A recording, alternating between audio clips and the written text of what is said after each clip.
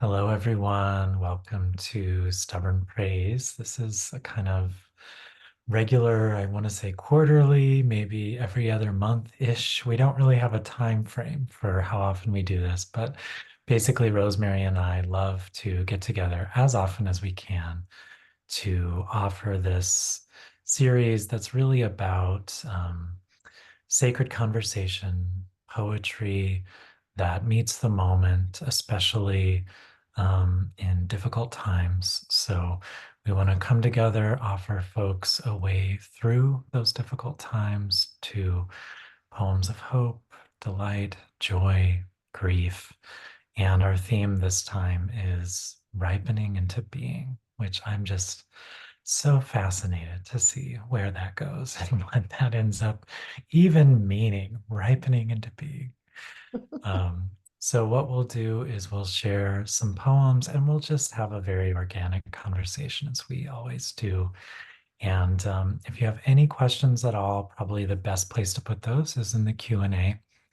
And I'm not sure about Rosemary, but I know that I will mostly be sharing from my new book, which is coming out this October called Unlocking the Heart. And Rosemary's new book is called The Unfolding, out also in October, right? October From 1st. Wild House Publishing. And I sent out links to those. You'll see some more links as well in the follow-up email. And we're really thrilled to have you all here. So many familiar names, and I'm seeing your faces in my mind at the very least. So welcome everyone to this evening. We'll have a few more people filtering in, but we wanted to get started on time. Thanks, James. Yeah, if you want to join in our conversation, the best way to do that, instead of the chat bar, which can be a little confusing sometimes, is to go ahead and um, put it into the Q and A part, which you should find on the bottom of your screen, access to the Q and A. So please, if you have a question or a comment that you want to come directly to us, please communicate with us that way. Thanks for coming, everyone. Thanks, James, for showing up. You're welcome. Which you do every day. All right, so I was thinking about ripening a Mm. lot. And I had this, well, of course, I went and looked it up. What's the Mm. etymology? Oh yeah.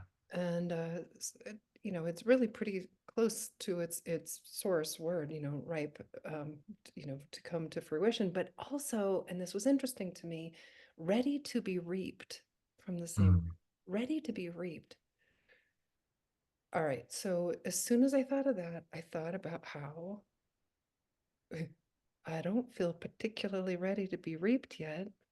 So, As in the Grim Reaper sense, for sure. as in the Grim Reaper sense, which Yeah. then means, I think that we got it right in our title, even accidentally, maybe by making it a present progressive, Mm. ripening, something that is continually happening now and now and now. Um, that it's not a state that we're going to achieve Right. until we're reaped. um, but it's a constant sense of coming into ripening again and again and again. Not in this way, I suppose it's like this idea of perfection. Not to be perfect, not even to try to be perfect, Mm. but not something to be achieved. I guess something that we do versus something we achieve. Yeah. Yeah. Yeah. Or even something that just happens to us or that we're able to cultivate. I think cultivate's probably the better farmer, gardener word here. But but yeah, that sense of I forget what you called it, but the an ongoing present state of being. Rosemary studied linguistics, folks, so she's always interested in what's behind the word, which I love. Because I think I even sent her something once, like, oh, isn't this etymology interesting? Or it was like writing about a word. And she's like, actually, I just pulled out my Oxford dictionary and I looked this up. And so she had this whole thing. And I was like, I stand corrected by the linguistics person. I love it.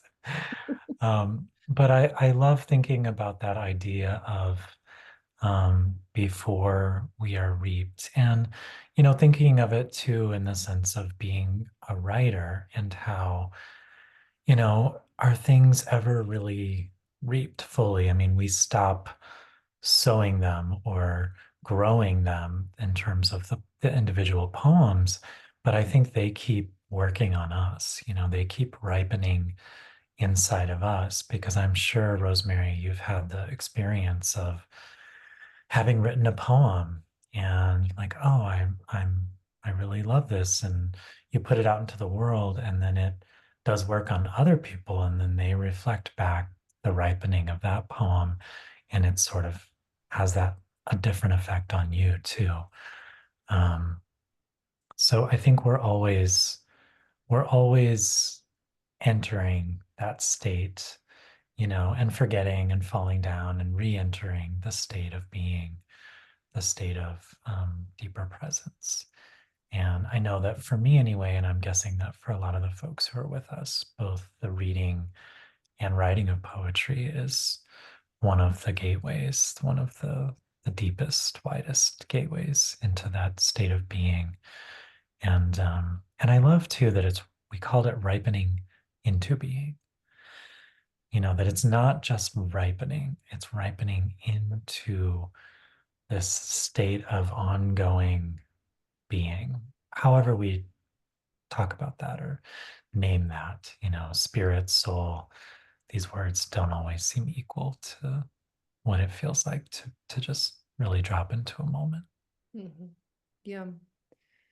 Boy, I have so many things I want to respond to what you just said, but one of them, I suppose, I just want to honor is this idea that it's not necessarily something we have to do, Yes. that it's something that happens, that it's a very that I think so often about zero effort and what it is to be alive. And by the Mm, way, especially what it is to be alive in the most difficult times of our life, when it's hard to do anything, when whether that's with grief or fear or um, I suppose anger. But in those moments when we're kind of stuck, to trust that the ripening happens anyway, that it doesn't mm, actually require anything at all of us. Although I do think, having said that, that that there is some quality of willingness mm, that that assists ripening, that it's, maybe even it's a longing to ripen into our own being, that to be, on board with this process, instead of shutting down. But I guess I'm thinking most specifically, James, of about, just the most profound teaching for that, for me, with that zero effort was, after Finn died, and I just was so aware that and for anyone who isn't familiar with me, who's here tonight, my son Finn took his life almost exactly 3 years ago. And in that period of time, right after he died, I remember being so aware of not being able to do almost anything myself, and yet life was living through me. And I think that this is kind of that zero effort, that I just felt so taken care of by well, I called it love. I think other people might use other words, the divine or God or life, but that with zero effort of my own, there was this ripening, this maturing, this moving through time and growing deeper and deeper into myself that was happening. yeah. Well, I mean, I have to say, I think you are my example of how to allow that process to happen and how to be available for that, even though, you are not communicating with most people in the larger world for a certain period of time. The evidence of that willingness, that openness to being worked on and whatever was moving through you and happening as a result of Finn's death, I think comes through the poems, comes through your presence now, your own willingness to share about it and talk about it. And I love love that you're talking about zero effort too, because I mean, it doesn't mean in a way that you're not taking action sometimes, but there's not a forcing, there's not a trying. There is only the allowing, the availability to what wants to move through you. And that really resonates for me because I feel like my both spiritual practice and writing practice, which are sort of interlaced at this point, is more about what I guess Buddhists would call effortless effort, that effort that isn't the pushing, the grinding, trying to make it better, trying to fix it, or, just adding more and more stuff, more and more doing onto things. And I'm just, I really try to embrace that. And I think that since doing that, my own poetry has gotten better and my own presence has gotten, I don't know, for me anyway, it just feels more pleasant. It feels more pleasant to be alive when you're not trying to force things and push things to happen, when you just sort of allow them. And it's a difficult dance. I don't want to make it seem like, you just throw your arms back and let life happen to you and don't do anything. But it's that knowing when to take action. I guess again, the Buddhists would say maybe right action, what feels right. And then when to sort of let go and release and be acted upon. Um, a poem is coming to mind, if you wouldn't mind if I shared one. It's time. It is time for a It's time poem. for poems. This one is the first poem actually that came to me when we thought of this title, because I wrote it after seeing something out our kitchen window and just really stopping, dropping really deeply into the moment. And I was in a rush to do other things, but I just kind of let all that go. I think I was also reading John Kabat-Zinn at the time, and he talks about, a mindfulness teacher, and he talks about being human beings rather than human doings. And so this poem is called From Doing to Being. I stopped making coffee, put down the grinder, and turned to the kitchen window to watch bats in the backyard swooping through dawn blue air in some looping formation known only to them. I had to stand still for several minutes before I saw the gnats they feed on rising like dust motes from their beds between blades of unmown grass into the hour of their deaths. It was a kind of dying for me too, as I moved from doing to being, human to animal, simply there and breathing, watching the bats loop by loop, unstitching darkness from the sky.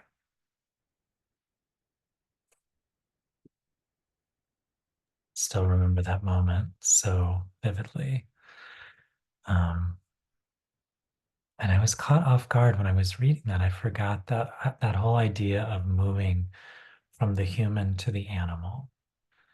And I haven't really thought about that connection to what we're saying, that we feel maybe more animal than human when we're available and not as caught in our own primacy, like, it's all about me. I guess the ego would be a part of that too. Yeah. So more in the body and less in the head. Mhm. So interesting the way you said in that poem that I too felt a kind of dying. It was a kind of dying for me too, moving from doing to being. Um, yeah, I see that loss of the doer. Yeah.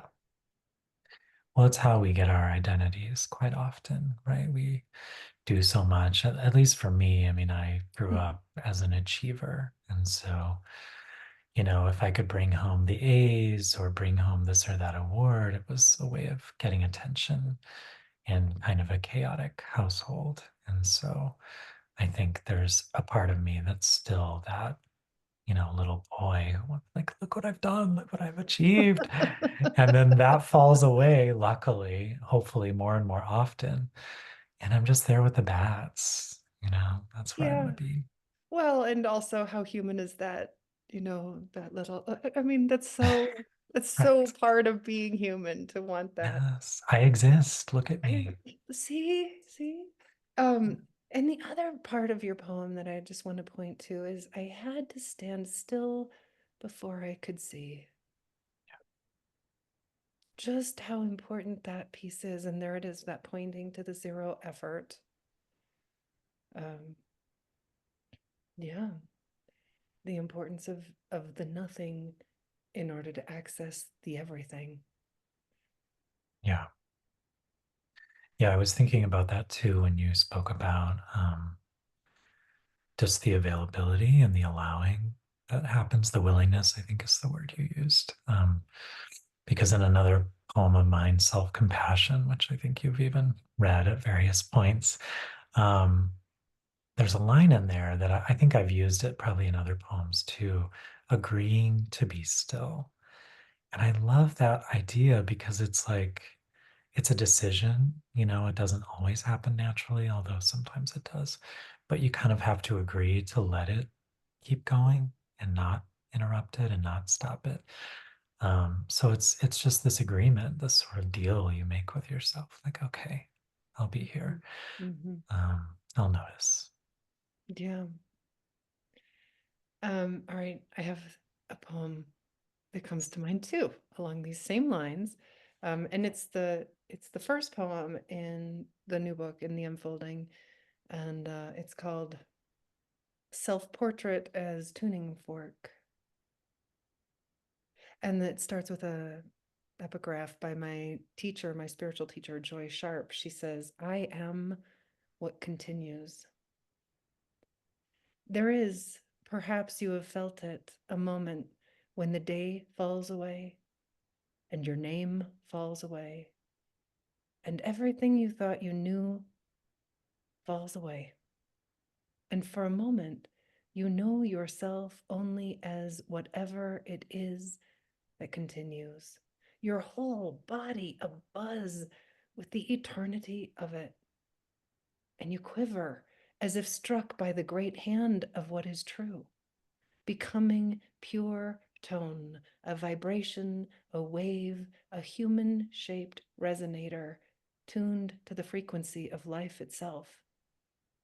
And though later you might try to dissect what happened, in that moment, you are too abloom to wonder how or why. You simply are this ecstatic unfolding, knowing the self as I am, so alive and so infinite.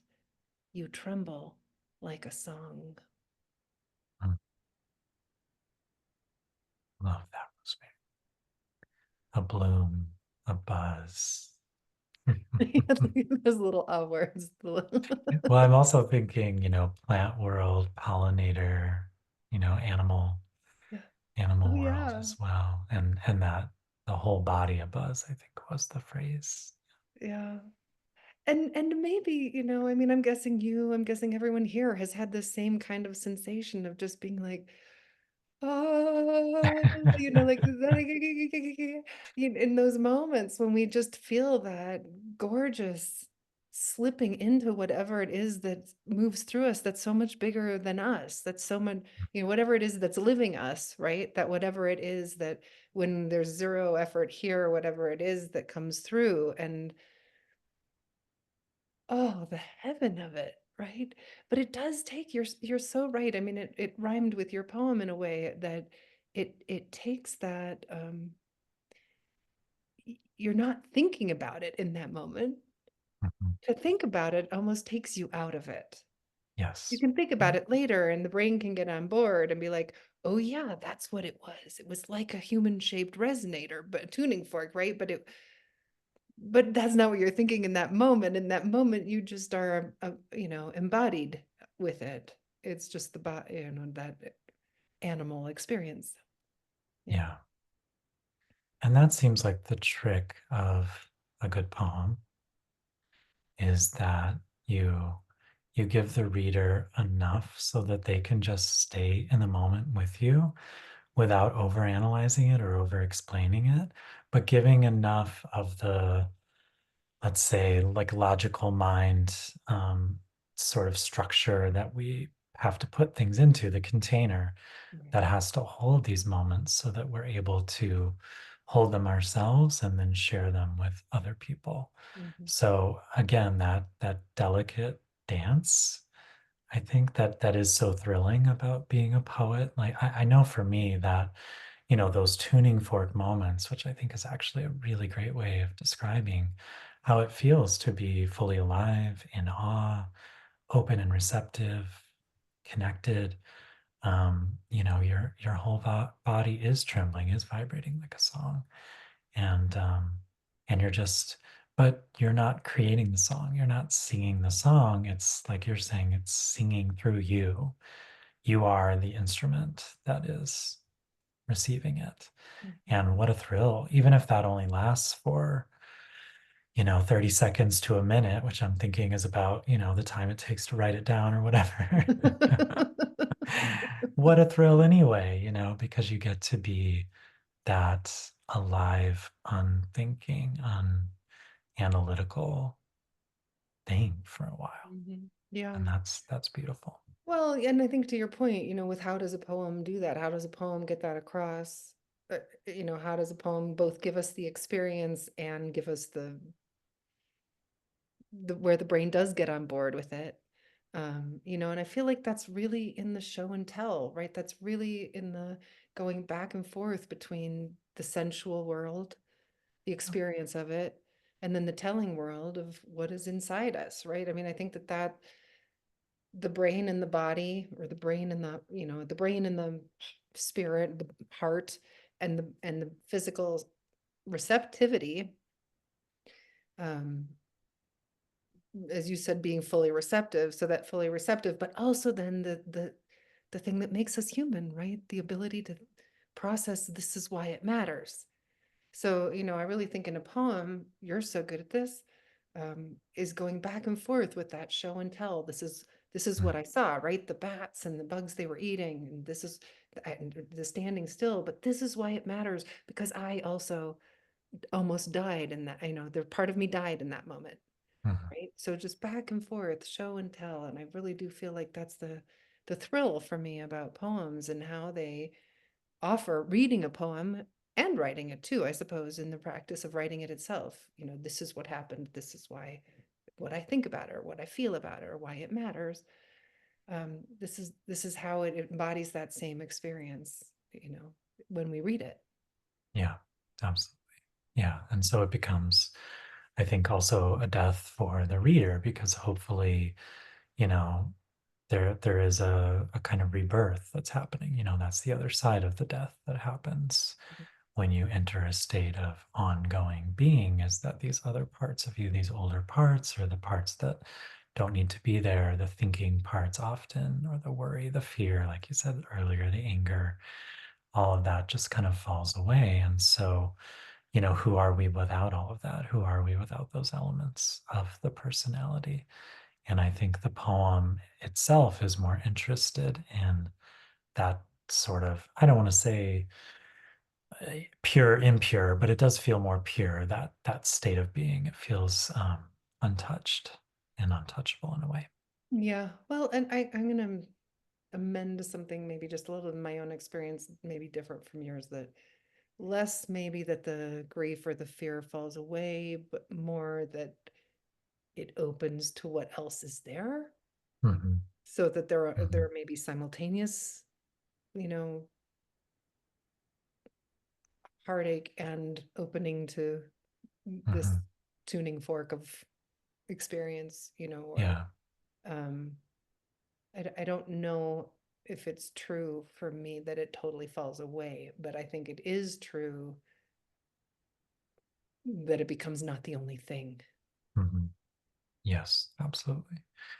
Yeah, and I don't mean by that that it just goes away altogether. I think When you were saying that, I got that image of a piece of fruit and the sort of skin and flesh falling away, and the seed, the pit. I guess I'm thinking of peaches because we have a lot of peaches right now.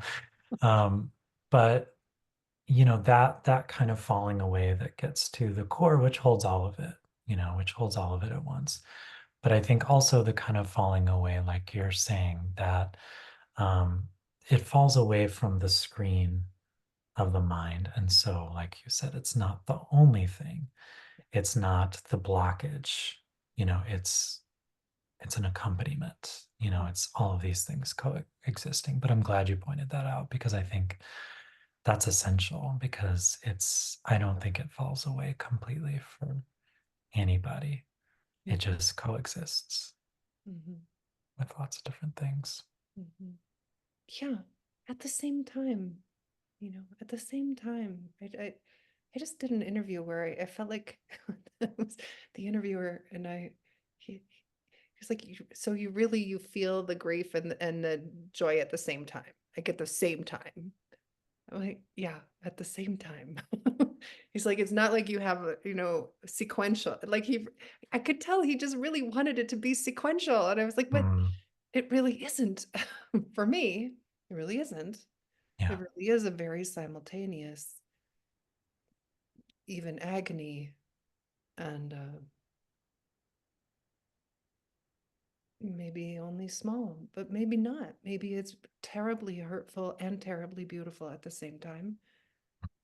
Maybe it's terribly painful and just a little bit beautiful, or really glorious and just a little bit painful. But I really do think that they're not they're not sequential no, most of the no. time. And I think some people really struggle with that. I mean, I think you were telling me about an interview. Well, I heard the interview you did with someone else. We won't say who, but he seemed to like worry that in the conversation you guys were sugarcoating grief too much or something like that, because you were talking about this upswelling of love that was happening, not even like as a result of, but it was like with the grief, Mm, coexisting.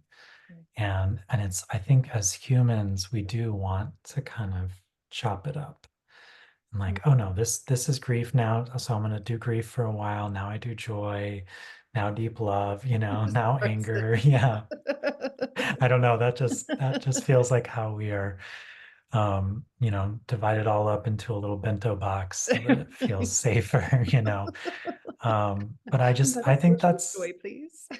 I'm glad we're talking about that because it does still feel revolutionary to people. Mm, And it still feels revolutionary to me. And sometimes, like you were saying, I know in the past few years for me of grief that like behind it is joy, or like somehow wrapped up inside of it is joy, mm, or wrapped up inside of it is, I am devastated by this loss.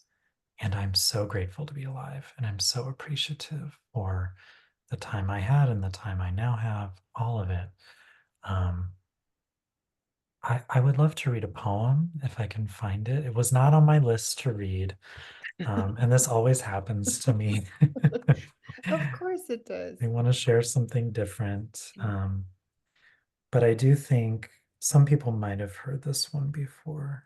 I bet nobody Um, minds hearing it again. Maybe It's not. like going to Hopefully the, not.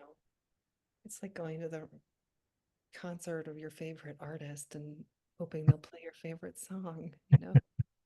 You're bummed if they don't. That's right. Hmm. Well, I'm not sure if I'm seeing the one that I really want to read. You can take your time, Oh James. wait, I see it. As soon as I said that, I saw it. Um, and this is also from the new book, Unlocking the Heart, which I have an early copy of. And I also want to point out that it's interesting to me that your title is, and we did not coordinate this, unfolding, mine's unlocking. So this idea of opening to what is there. Um, yeah. So this poem is called Light and Dark. Half awake, I lose myself in a pool of late morning sun and leave shadows flashing on the floor outside my bedroom, what the Japanese call komolebe, light and dark held in the same container of a single moment, as we hold them in us, learning to love equally a burst of joy, welling up like wind in the crowns of trees, and a sorrow that still weighs us down, like stones in the shoes, like swallowed clay. Today I stand here at the edge of both, knowing that if I want to walk in the light, I'll have to dance with the shadows too. Yeah, there it is. Such a beautiful both and not just the light, Mm, not just the dark. right. Yeah. Yeah. And that there's a word the Japanese have for this thing of beauty, which is a mix of light and dark, light and shadow. Yeah, will you say the word again? Are you still able to find it? It's spelled como rebe. I think it's pronounced como lebe, um, but it's Komorebi. The Japanese have all the best words, I They feel. But do. They do. They really seem to be able to touch some very difficult, ineffable Mhm. states that and they have just one word for it, and it takes us, you know, 15 poems to try and say the same thing. Right. Or an entire poem or an entire book or yeah, absolutely. Yeah, and Kintsugi is another poem that I have in here, and that's, the marriage of brokenness and beauty, you Mhm. know, Yeah, a single thing. yeah. Um, you know, the paucity of language that makes me think the new book, uh, The Unfolding, has four words I ended up making up in it, Mm, because ultimately it became a book about praise. It's, steeped in the experience of grief, really, since Dad and Finn died 3 years ago. I wouldn't say all the poems are about grief, but they all came out of that time. So it's in there, whether it touches it or not. But it was so much fun, James, to create these words that touched on the complexity of praise, kind of like the light and shadow in your poem. mm, I'm thinking, for instance, of one of the words that I created was sarom, which comes from sorrow, and om, and it's the praise that comes out of and only comes out of a difficult time or an uncomfortable moment, and that in out of that discomfort there's also this moment of, oh, this, and you would never be able to touch it if it weren't for that most difficult moment. mm. um so it was, I don't know, I'm just thinking about the fun of making up words. There's that gorgeous book, I love it so much. Do you have it too, The Dictionary of Obscure Yeah, Songs you by you John Conner? introduced me to it. Yeah, Dictionary of Obscure Sorrows. Yeah. Oh my gosh, just like the Japan, it's as if he gave us an entire a whole dictionary, as he says, of words that touch these most difficult to touch moments. But yeah, Mhm. I love how we try, I mean, that's what poetry is, right? Is this longing to touch and to talk about and to say what's happening, what does it mean to Mhm. be alive, and how difficult it is to do that. And yet that's, each time we sit down to write, that's part of what we're trying to do, is say this complexity, this moment, how is it that this is happening, but this is what's happening right now. Yeah. Yeah, it's just like almost holding up something like, what does this mean? What do I do with this? And, you know, creating something from Yeah, that place. yeah. And I would say your book also, I'm thinking of the sarom word, which sounds like sorrow home to me too, in a way. But I'm just thinking that your poems, really, since I've come to know your work, have taken sorrow and made it holy or made it sacred, and so given it that, um, it's really making it into its rightful thing, like its rightful place in our lives, that I believe it is the sacred center, because we all do face it and will face it. And so I don't know, I'm just appreciating that your poems do that, because I don't think I have ever felt like, oh, a poem about grief or a poem about sorrow, this is heavy, oh, it's very tough. There's a way that you let the light live at the center of the sorrow that I think teaches us and shows us how to do the same.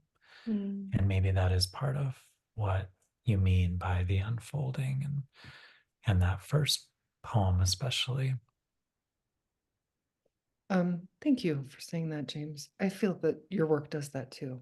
Actually, you've written so many beautiful poems about grief that bring in so much light, and I appreciate that so much. About it's why I share your poems at almost every grief program that I do. Um, here's a poem from the new book that maybe is touching on this, the paradox and the all of it. And I pulled it out, I think, partly because I was thinking about ripening that happens even in grief. Like, is that possible? Is that um, I think yes. So this poem is called Condition.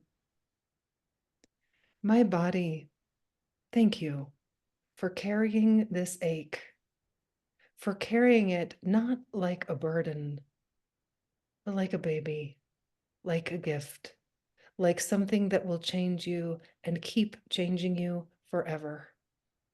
Of course, you would want to shut down, to close, to contract, but I see how the grief grows you, though it shreds your sleep, though it drops you to the floor. You learn what it is to be human. Through no effort of your own, you are on board for a miracle. So big, this invitation to love. Oh, body, you would never ask for this. And yet you meet this grief every moment. You find inner doors you never knew were there, and you swing them open, not to rid yourself of the ache, but to grant it full access, to know the grief completely, to let it rewrite you, remake you, rebirth you, to let it teach you what it means to be alive.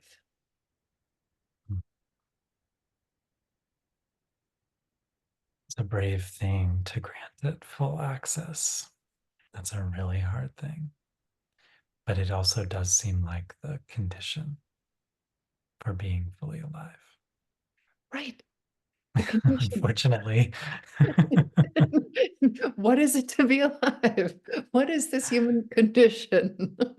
Yeah, Mhm. it is. It's the condition. Are you willing, over and over, what my teacher said, Joy Sharp says, are you willing to say yes to the world as it is? What a crazy big invitation. Yeah. And, I guess I feel like saying, in the middle of that too, to say yes to the world as it is also to say, yes, I am so exhausted right now. I could not possibly be open one more second. That's what's true right now. That's, Yeah. and to be so gentle with the self when that's what's true. Um, but I do remember when I wrote that poem being struck with the similarities between carrying a baby and all of the it changes everything about the way you move in the world. Yeah. It is an added weight, and grief can be an added weight. It can feel like a weight. And so to remember what it was to be a pregnant woman, to remember and then to feel into what it was to be, you know, in a way pregnant, I suppose, with grief, and to be carrying it physically. And then so that I think that was that first, that opening line for thank you for carrying this ache, not like a burden, but like a Mm, baby, like a gift that will change you and keep changing you forever. I mean, I feel like that goes back to the line in your poem where you said, can you love equally the light and the dark? yeah. It's really hard to say, hey, grief, I love you. Mm, That's not, hello, darkness, I love you. And that's what Rilke says, you darkness that I come from, I love you. mm, This is no easy ask. yeah. Um, I don't know,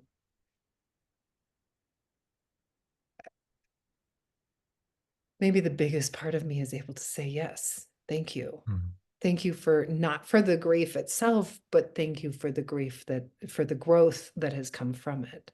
Thank you for the ways that it's illuminated so much love, not for the awful incident itself. I don't know that I can ever say thank you for that, but right. this opening that's happened since then, the growth that's happened since then, to be able to say thank you for that, and I feel like the body itself can be so on board in Mm, any of our, I mean, this is what we were talking about earlier, right? How does the body get on board when we're writing a poem, when we're experiencing grief or anger, or how do we allow the body to um because that's what it is to be human, so to bring that in our humanness, mhm, and at the same time to have this big channel of I am that's vibrating through mhm. us, that's so much more than the human. Yeah. Well, I love that you were saying that the body gets on board. Because I'm just thinking like the body's getting on this train, like, get on the train, we're going, you know. Body, you can come with me or not, but I'd rather have you with me. Um, but no, I love so much of what you're saying, and it is a difficult ask. I mean, I think that's why I say in that poem, learning to love equally, and maybe that's like ripening into being. It is always a state of learning to love equally. And maybe saying, being able to say thank you is enough of a form of love, even if you can't say, I'm glad this happened. Thank you. Thank you for what has come of this. Um, I think there's something there too. Mhm. Um, yeah, and maybe just being able to be, it seems like so much of what we're talking about is existing in difficult, uncomfortable, and inherently contradictory states, or at least contradictory to the way we usually think of them as humans. And Stubborn praise. yes, like stubbornness, which I definitely ask my husband. I'm very stubborn and I love to praise things. These two things can coexist. And truly, I think when we are in difficult times, or our country, our world is in difficult times, to be able to praise something, to be able to say thank you, or find something to say thank you for. There is a stubbornness in that I think is very admirable, but also necessary for where we are right now. Yeah, to want to still show up when, you know, some other part of us is saying, "Oh my gosh, go run, hide." Yeah, I'm go move to another country. Mm, I mean, there's go go hide in your room and don't come out. I think that not that there's anything wrong, by the way, with hiding in your room and not coming out for a while. I think that sometimes that's exactly what we need to do. Um, but we don't get to stay there. that's Yeah, right. yeah. That's right. Yeah. Yeah, it's almost like even though we're in that continuous state of learning and ripening, that doesn't mean that, you know, something that works for us in a particular moment, like the hiding in the room, or, for me, I love being quiet and alone. I just love it. It is one of my joys. And if I did that all the time, what a boring, terrible life that would be. I mean, there have been periods of time where I thought, oh, I could do this. could go join a monastery. And I lived at a off the grid monastery in Canada for a summer. And I discovered just how unpeaceful that was. And you know what? Everywhere you go, pretty much there are people. So you still have to exist in a state of connectivity with yourself and with others. So there really is no running away from anything. And just when you think you have it figured out, I love the idea of formulas, but there is no formula. There's No, just no formula. no, no. And no arrival, Hmm. I think too. Yes. All right. I have a poem on the state of the world, Okay. I suppose, and longing for an arrival and not Hmm. getting it. This is called Toward Peace. Perhaps some part of me still believes peace is a destination, a place we arrive, ideally together. I notice how shiny it is, this belief, like a flower made of crystal, beautiful, but lifeless, devoid of the dust and scuff that come from living a real day. Meanwhile, there is this invitation to grow into peace, the way real flowers grow, from dirt into air, with blight and drought, beetles and hail. Meanwhile, this invitation to live in the tangle of fear and failure, to be humbled by my own inner wars, and wonder how to find a living peace right here. The peace that arrives when we take just one step through the mess toward compassion and notice as our foot rises, our heart also rises. And in that lifted moment, still scraping along in the dirt, there is a peace so real, we become light. We become the momentum that is the change.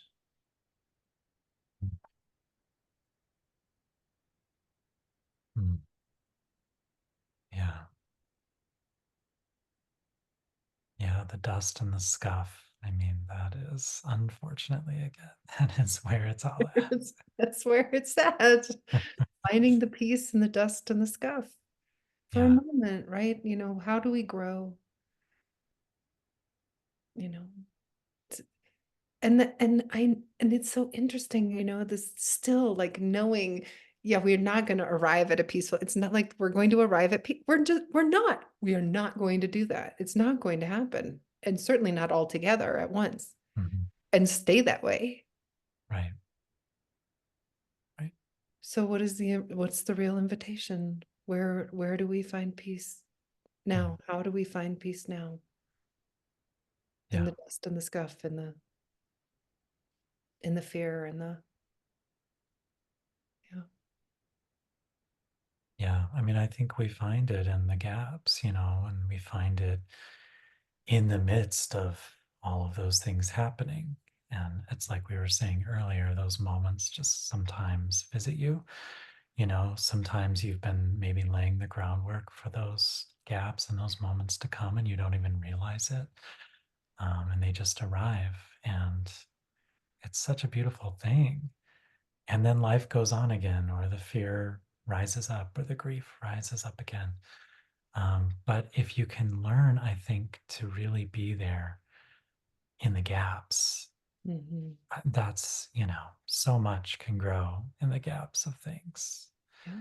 And and that's where peace is. And we sort of get that infusion, and then we're, I think, ready to meet life again. Or maybe not ready, but we do it anyway. And I think we should take that line that you just said, so much can grow in the gaps of things. I'm just going to give mm, everybody who's here just this little invitation to write that down and write a poem off of that. So much can grow in the gaps of things and see what mhm. happens, what comes out of that. I love that. I'll Do you have have to do another that too. poem? I do. Yeah. This one is not from the new book, but it's kind of based on what we're saying, of course. It's a new one that I've been working on. yeah, I won't say too much about. I will only say that I did not come up with this phrase. My husband Brad is the one who came up with this phrase. It was a title for a book that never was or is not yet anyway.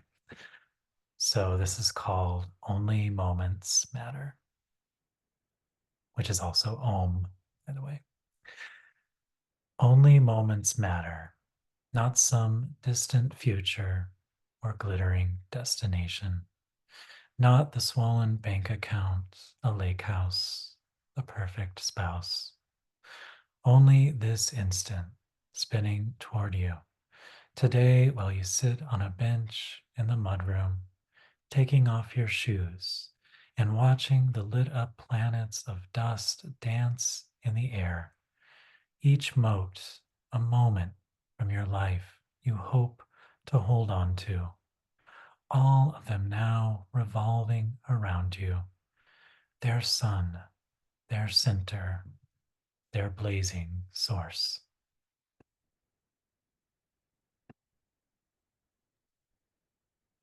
When you wrote that, what surprised you about it? Well, first, that it started off in a sort of philosophical mode. These are not the things that matter.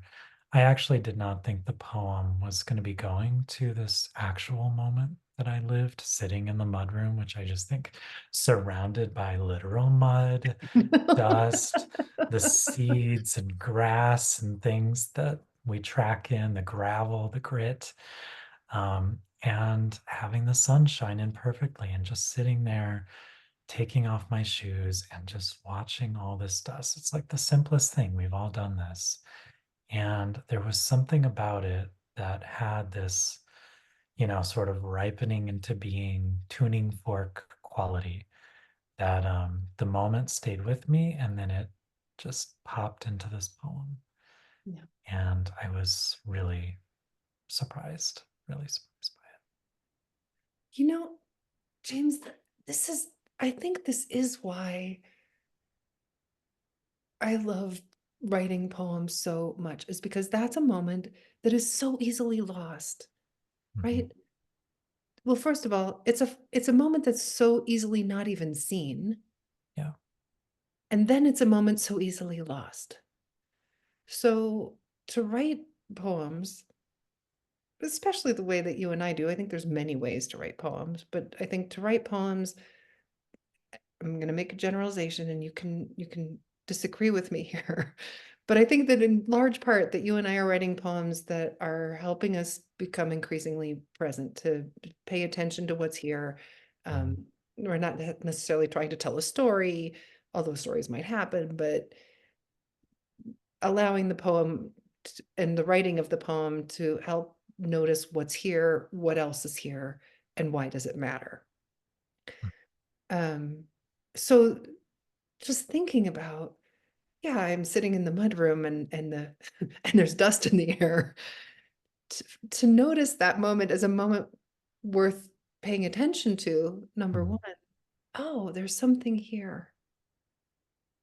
And just the presence then of being in that moment, and how, and then the secondary part of, oh, and it matters, this way of being. It matter, all the, maybe the what doesn't matter and what does matter, as you bring out in this poem.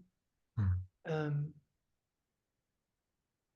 and the so the actual sitting down and writing of the poem, which helps to transform what we think we know and what we're growing into, or I suppose for the sake of today, what we're ripening into, right? mm. Yeah. Yeah, and I was looking at it as I was reading it, the poem, or maybe just the moment for me feels so large and outsized. And I'm just looking at this little poem. It's like so much held in this, like this little tiny box or something. But it feels very humble at the same time, I guess, like the dust, like the mudroom and the taking off of the shoes. And it's just as your poem was saying so beautifully that it just, the change, it's the momentum of the change happens in the middle of the messy life, in the everyday. in the scuff and the dust. And I think I forget that. We all forget that at times. And I will say too, with this poem, you know, I I feel like the grief is within it, behind it somehow as well, because in that moment that I was experiencing, I was thinking about my mother that I'd lost. I was thinking about a friend had just come to visit and she had just left. And, we talking about getting older and, and everything that comes along with that.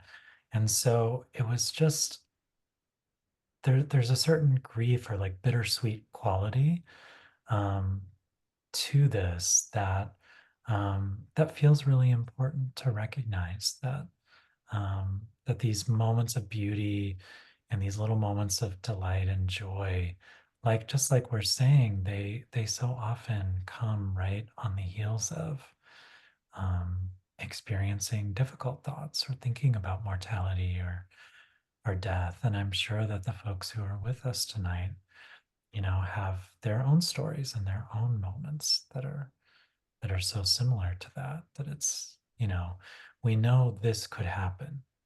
And so somehow we're even more inside of this temporary body. Right. Right. So there's that, right? There's the way that the knowing what's possible um allows for any beauty to be even more beautiful. Yes. Yeah. Yeah. Oh, what did I just read today? I hate that I won't remember who said this, but it was something about how we don't love things that aren't we can't truly love things that aren't ephemeral, that aren't going Mm. to, like a thing, that the thing that, boy, am I botching this. I wish I could remember right where I found it and who said it, and I don't, but here's the gist is that the things that we love the most are the things that will pass, and in knowing that they will pass, this is part of what makes them so precious. Yes. You're never going to love a shovel the way that you love your partner, or something, Mm. your car, or the car, you won't love your car the way you love your dog. I mean, these things that, the things that are vital and will become non-vital. Mm. This is where our affections are drawn, our deepest affections. Mhm. Absolutely. Yeah. Yeah. I There mean, was a really graceful way to say that. That I bumbled on that, but hopefully that came through. no, it definitely did. I mean, I think it's just a very profound thought. I mean, loving what is vital in our lives because it will not always be vital. Yeah, actually, Um, Denise Gaxter, you did a really beautiful job here I in know the I chat was bar. The gentle grief of impermanence, which is what also makes things so precious in their fleeting nature. Thank you for saying in 8 words what I was trying to say for 3 minutes. Oh my gosh. yeah. Um, well, James, how about each of us maybe reads one more poem, and then we're going to open it up for conversation. If people have questions, go ahead and put those in the Q&A, and we'll talk to them. And if people don't have questions, then we'll just keep doing whatever we're doing and have a conversation. But do you have another poem you want to read, James? Yeah, absolutely. Gosh, there are so many. I think I'll read this poem called The Wonder of Small Things, which is the title of another book of mine, an anthology, but the poem did not end up in that book. And and also from Unlocking the Heart, the new book. And this poem actually begins with a line from the Canadian poet Robin Sarah, Robynsarah. I really love her work. Harder to find, but she's written some really beautiful poems. So this is called The Wonder of Small Things. Make much of something small. Sunlight falling on your feet, tucked beneath a fleece blanket as you sleep in, the heat seeping into cloth, into you.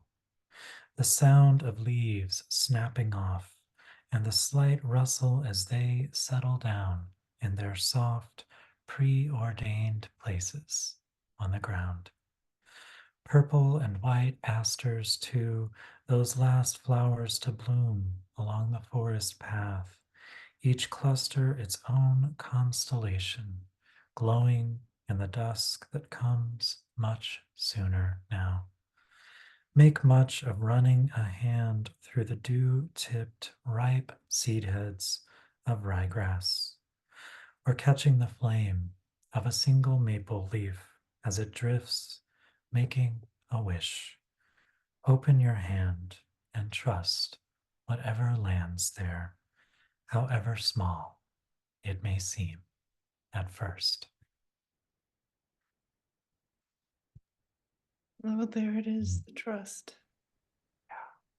And the That's the open number. hand. And the open hand. So that's the willingness that we were talking about before, right? Mm, That, when we were talking about zero effort, maybe zero effort, but still a willing to show up and let life move through us.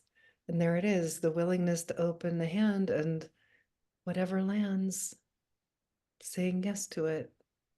mm. Oh, this, what's here? What's this?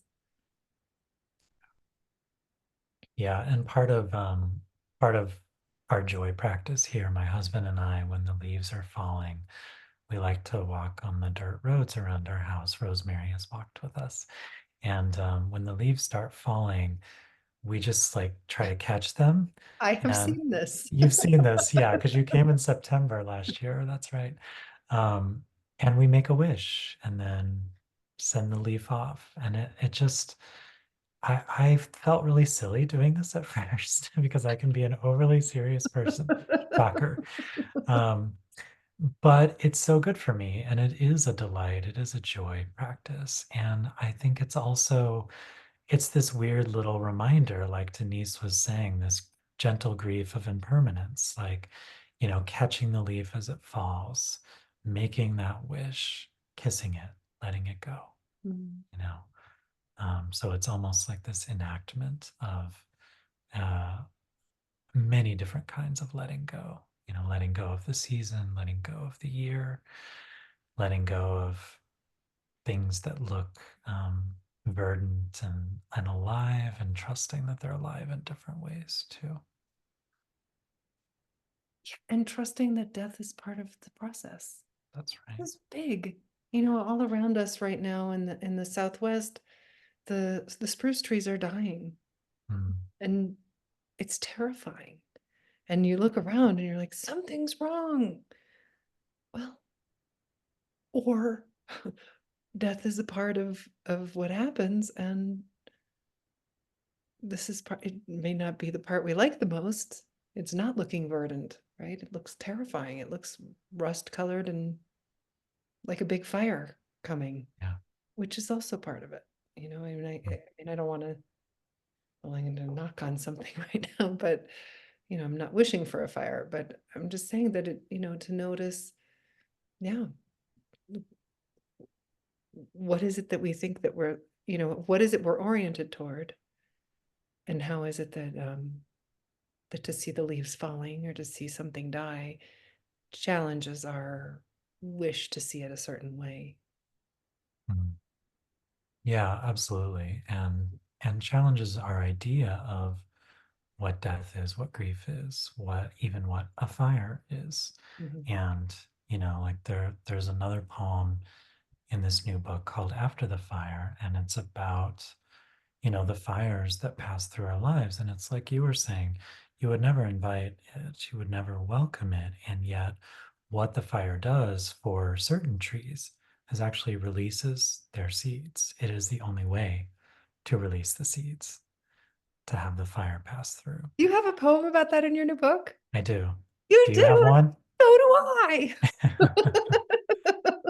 That's so great. Of It's course you called do. serotinous, which is, that, oh, a heron just flew by the way. Serotinous, which is this fabulous word that means something like, a later, a waiting to ripen, basically, a waiting Mm, to come out. And there's certain trees like the lodgepole pine that mm. will only can only release their seeds. The seeds can only come out and uh, after a fire. Yeah. All right. Well, I'll read one more poem and then we'll do some questions. And I chose this one, I guess it's a new one, but because you were just talking about trust and Mm, that open hand, this poem is called Trust. And I feel, James, like in, I had pulled this one because I was thinking about ripening into being, and that one of the qualities that I'm most aware of these days as that's ripening is trust, and my understanding of what is trust and my ability to trust, and the evolution of what I thought trust meant. I thought trust meant this was big for me just recently. I trust, this is maybe what I would have said before, I trust that my daughter is going to arrive in Guatemala okay. Yeah, but that's not trust. That's that's like a hope. projection of what I want. Yeah. That's hope. That's hope. And trust is more like I trust um, that whatever happens, I can show up. I Mm, trust that things may not be okay, yeah. and that I will still be able to be here and meet whatever it is in whatever way I meet it. That's trust. That's trust, Mm, not and that shift then in my understanding of what trust is, less hope and more surrender, I suppose. mm. Uh, Yeah, or even like you're saying, less hope and more just showing up, mhm, trusting that you will be able to show up. Because so many times we say, like, well, if this happens, if this goes wrong, I don't know if I can handle that. right. I've said that so many times. And yet there's a trust of, I will meet this, I will meet whatever happens. And I trust that I can meet this moment now when I'm afraid. Mm. Like to notice that I'm projecting that something bad's going to happen. Right, that's So true. I can just trust that I can meet this moment right now in which I'm afraid. I Mm, can do that, you know? All yeah. right, so here's trust. Let the rain fall as it will, and fill the ditches and flood the paths. Let it pour from the gutters and spill from the eaves. Let the gullies be gushing and roiling with rain. Let it rain. Let it rain as if it will never stop raining. Let it rain until everything glistens and shines. Even the sunflower's gold petals now limp. Even my longing for sunnier days. Even my longing to push it away. Remember when I prayed for rain? Let it rain as long as it rains. Let it rain and let me laugh in the rain. Let me dance in the rain. Let me cry until my tears rhyme with rain. And let me be soft in the rain. Let wonder be present as rain, driving rain, gentle rain, long and relentless rain. The rain I know by another name. This poem is not about rain, but because it is about to rain, let the heart exclaim, let it rain. It's been raining a Mm, lot, yeah. Here too. which I love. I mean, Mm, I actually love that it's raining, but I feel like there's this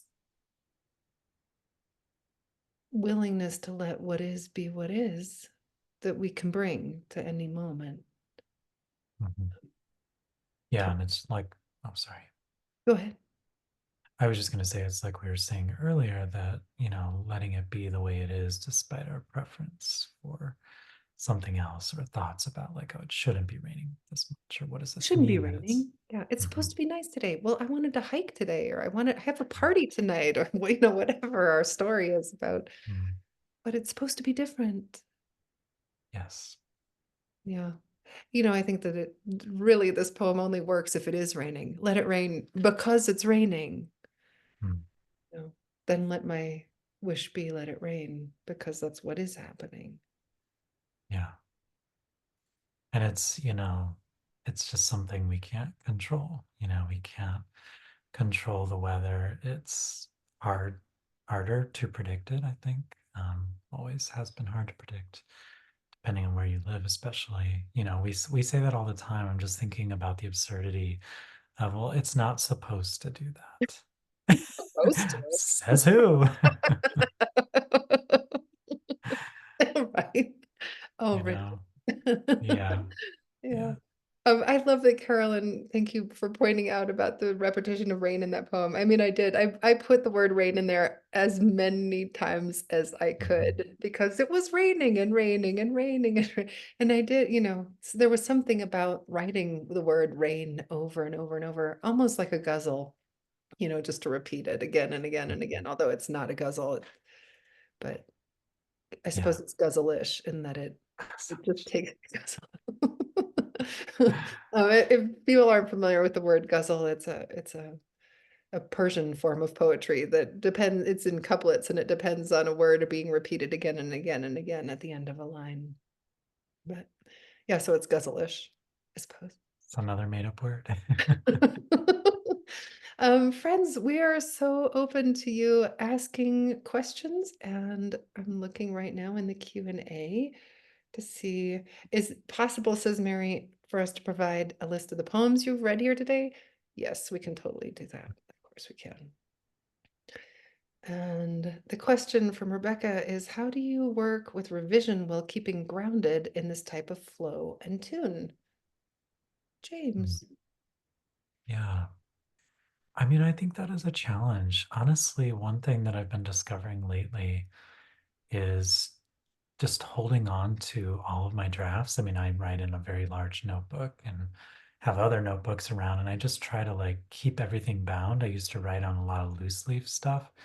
And what I found is I need to sometimes go back to the original to get back to that sense of flow and maybe keep some of the structural stuff or some of the changes that make more sense, but to get back to that sense of flow. So I feel like so much of what we're talking about tonight is this dance back and forth between, several different states. And I feel like that's what revision is for me, um, especially. And I don't think there's any perfect way of doing it, but reading it out loud, sharing it with other people, those are a couple things that really help. Boy, reading it out loud is such a good idea. I mean, not necessarily to other people, but to yourself, to the room. I mean, you Yeah. learn so much about a poem. I learned a lot about the poem I just read just now. I'm realizing I had not read it out loud. Um, I think that you're so right, James, about I don't do that. And now I'm thinking, gosh, maybe I should save older versions. But to your question, Rebecca, I feel like the question that I ask myself again and again and again, whether it's in the writing of the poem or in the revision, is what does this poem want? And when I say that, I mean to be truer to the poem than to what I think is supposed to happen. And I feel Mm, like I notice increasingly when I'm in the way, when I notice I have an agenda for the poem, whether that's what I'm wanting it to be good. That's probably the way I get in the way the most. Will it be good if I did this? But just noticing, what does this poem want, which sometimes means, how is it moving? Is there movement in this poem? Has it moved anywhere? If it hasn't, then that's mm, often a sense of, oh, there's something else that's waiting to be discovered here, something else that's in here that I haven't found yet. What does this poem want might be looking at, does it, if it's in the past tense, does it want to be in present tense? Would it like to be in future tense? Just really getting curious about what's happening in the poem and what else might, what if, just asking what if, and what does this poem want? I guess it's really just really noticing, where am I in the way? Where do I have an mm. idea that's trying to override what's organically emerging. Um, and I guess the other question just that I ask constantly is, what's true? Yeah. What's the next true thing? Is this true? Is the opposite of this also true? Could that come into this right now? And just I feel like those questions, what does this poem want and what is true? What else is true? Um, those are, I think that keeps that for me, that keeps the poem grounded during revision. Mm. Yeah. No, it's a great question. Rebecca also says, when will you be returning to Northern California? Hi, Rebecca. Hey, maybe next spring. Looking Maybe. like looking like April. Yeah, hopefully. Um, Um, do you want to read Charlotte's question? sure. Charlotte is curious about ripening and aging as one enters or lives in the last phase of life. The ripening sometimes seems like a phase complete as the grapes decay and fall in late fall, winter. Do you think of death as the final ripening, or is that the harvest after ripening? Curious. Me too. Me too. Charlotte, I think you should write some poems about this. Yeah, you already are, I think. Yeah, I mean this whole metaphor with the grapes as they decay and fall in late fall and winter. When the It also occurs to me that some of my favorite poems about something like this might all be questions and not knowing a single thing, because I'm not so sure we can know. Yeah. Well, and the questions are always changing, or the answer maybe is always changing because I'm thinking of Charlotte's metaphor of the grapes, and the grapes do ripen, and so that's a kind of harvest, that's a kind of finishing. But if these are wine grapes, well, then they still need to become wine, and so they become wine, so that must be the final ripening. Well, what if the wine turns into vinegar? This is another kind of so I think that this kind of goes along with what we were saying, that as far as we know and can tell, our ripening is never really done. And we don't know what the harvest will be once life is finished, and neither do we know what our own harvests will be, of a single poem that we write, for all of you writers out there, or a single act of kindness, an act of love. You just don't know what the harvest will be. And I think that doesn't keep us from doing it, keep us from wanting to do it. Right? You don't know what the harvest will be. So beautifully said. And so we keep planting, right? You keep nourishing, yeah. Charlotte, it's a beautiful question. Something to live into. Travis, hi friend. You both spoke of everyday moments being imbued with sacredness and presence, whole worlds opening through the dust motes and falling light and dancing shadows and swooping bats. And it reminds me of Annie Dillard's line of how we spend our days is how we spend our lives. Gorgeous. How has poetry apprenticed you in meeting all the moments of your days, or helped you find the courage to persist in presence when there are so many distractions or excuses not to? Yeah, right. Um, well, thanks, Travis. Yeah. Um, I think that you kind of said it, how you spend our days is how we spend our lives. Thanks, Annie Dillard. Uh, I know very well that before I started a daily writing practice, I missed a lot more. That's not to say I don't miss a lot now, but I think that, the difference between who I am and how I pay attention now is so different than who I was and how I paid attention 20 years ago. Even so, I was writing poems, but not on a daily basis. And for me, it kind of has to be daily, because otherwise, if it's not daily, then it'll be like, oh, well, I'll do it tomorrow. And then tomorrow is the next day. I just know myself this way, right?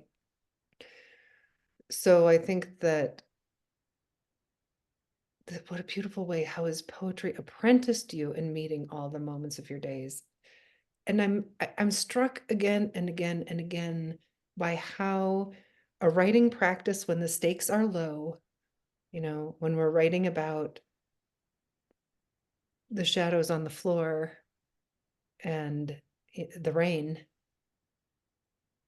help us, I'm going to just say me, but I have a feeling it's true for you too, James, and I have a feeling it's true for you too, everyone who's here, that when we are able to write about things when the stakes are low and practice that curiosity of showing up and wondering what's here, what's true, what else is here, what's at stake, how do I feel, what do I, where's, can I embody that tuning fork if I touch the truth? um, then when the stakes are high, when my mom was in the hospital, when my son died, when I was afraid about my daughter flying off to Guatemala, you know, that in those moments, then there's a willingness to be curious. I think that's the biggest thing, a willingness to be curious and show Mm, up. And I feel like poetry is the training ground for that. mm. How about you, James? Yeah, I would completely agree. I mean, well said, Travis. Well said, Rosemary. Yeah, I love that idea of poetry apprenticing us somehow, as if, bringing us on as the apprentice, because poetry is so much larger than the poet, as an old teacher of mine used to like to say. It's much larger than us, and so we are apprenticed to it. It is the thing that holds and contains. And I guess I was thinking too about what the Buddhist nun Pema Chodron says. We practice with little things so that when the big things show up, like you were saying, Rosemary, we're not exactly ready, but the ground is open. Like, where we can receive, we can meet the moment. And I feel like that's what it is. And I also have a daily writing practice. I know Rosemary writes more at night. I'm writing, super early in the morning. Probably we're often overlapping somehow. And but I show up at my desk every day even when I don't want to, because I notice that, and I'm always writing this in my journal. It's such a nerdy thing, but I'm like, oh, I was really surprised, but I didn't feel like writing today. I'm so shocked that something showed up. You would think that I would stop being surprised that something showed up, but it never stops being a shock to me that I can sit down feeling in a terrible mood, tired, and just not open to the world. And then something bubbles up, some words kind of rub up against each other and they want to become something. They want to enter their own phase of ripening, maybe. Mm. And and so I think that teaches me to not think that I know what's going to happen in life, or just because I feel one way about something doesn't mean that that door is closed, that things won't change or shift somehow. So I often say that my writing practice these days is all about surprise. Surprise while I'm writing, not knowing where something is going to go. And that can't help but bleed over into the life as well. And so allowing myself to just be surprised that I'm amazed by light shining on a concrete floor or dust motes dancing in the air, that something can come of those things. Which is why, to your point, why I think, the writing advice, write what you know, is some of the worst advice ever. Like write into what you don't know, and now Mm, you'll always be surprised. What do you not, write just past what you know. And now things get exciting. Huh? yeah. Let's see. And Jen says, what is your perspective on hope in writing poetry? James, you have a whole book about it. Yeah, and your poem Hope is one of the most popular poems from the book. Yeah, I think that it's underrated. That's one thing that I would say. I feel like certain people sometimes get the idea, and I've certainly fallen victim to this, that just because you put together a book, for instance, called How to Love the World, Poems of Gratitude and Hope, that those poems are just sunny and, oh, grateful for everything when they haven't even read the book. And so they don't know that oftentimes behind those grateful or hopeful poems is a kind of darkness or grief or difficulty or whatever else. And so I think that the best and most hopeful poetry is the poetry that lives in the mudroom, that lives in the dust and the scuff, and that acknowledges all of that at the same time. Yeah. And I see, Jen, you followed up with that by saying, that hope can be dangerous, taking you out of your experience, and also a longing for acceptance of what is. So, and I just recently wrote a poem about hope. It was like stupid hope, I totally understand what you're saying, power to the paradox, how hope both um, it can be dangerous, I think, like you're saying, and it's also absolutely essential. And so it depends on our relationship to it. And I think writing can really help clarify that. Mhm. Yeah. Yeah, and the Tibetans have this word. I keep bringing up kind of Buddhist references tonight. I don't know why, but um, they have this word redok, R-E-D-O-K. I don't know if that's how you say it, but it means hope fear. Mm. And so I think it's useful to remember that oftentimes fear is the other side of hope. And maybe that the fullest expression of hope, just like you were saying with, your daughter getting on a plane to go to Guatemala, the fullest expression of hope is maybe acknowledging the fear that's there too. Not just like, oh, this thing must happen, will happen. It's like, I'm afraid this won't happen or something else will happen. So really kind of holding the wholeness of that Oh, emotion. boy, that's beautiful, which I think is what poetry does, right? It's touching what is it to live wholeheartedly, you know, to have one foot in fear and one foot in hope at the same time. Yeah. Yeah. Well, friends, I think we're coming pretty close to the end of our time together. And James, anything you want to say as we're closing down? Hmm. I think just want to say how grateful I am that so many people want to come and hear us read poems and have this conversation, which feels like effortless effort or zero effort. And yet, there is something rising up. So, like when I'm writing in my journal, I'm constantly surprised that so many people want to join in, and also not entirely surprised because I know we're all hungry for conversations like this too. Yeah. Yeah. And I think it makes me feel like I'm not alone in wanting Mhm. this kind of conversation and wanting to talk about what it is to live in the light and the dark and the shadow and the light and the in the dust motes and the scuff. And yeah, I'm grateful. I'm grateful to know we're not alone in this. Yeah, Yeah. me too. So I cannot believe our time is up, I but know. it was so lovely to spend time with all of you. And yeah, we'll get you the list of poems and also copy and paste those poems to you just so you have them. And it's just been a gift to be with you, Rosemary, and to be with all you wise people. I just feel held in this great basket of beautiful energy tonight. Thank you, James. Thanks everybody who showed up. Mm.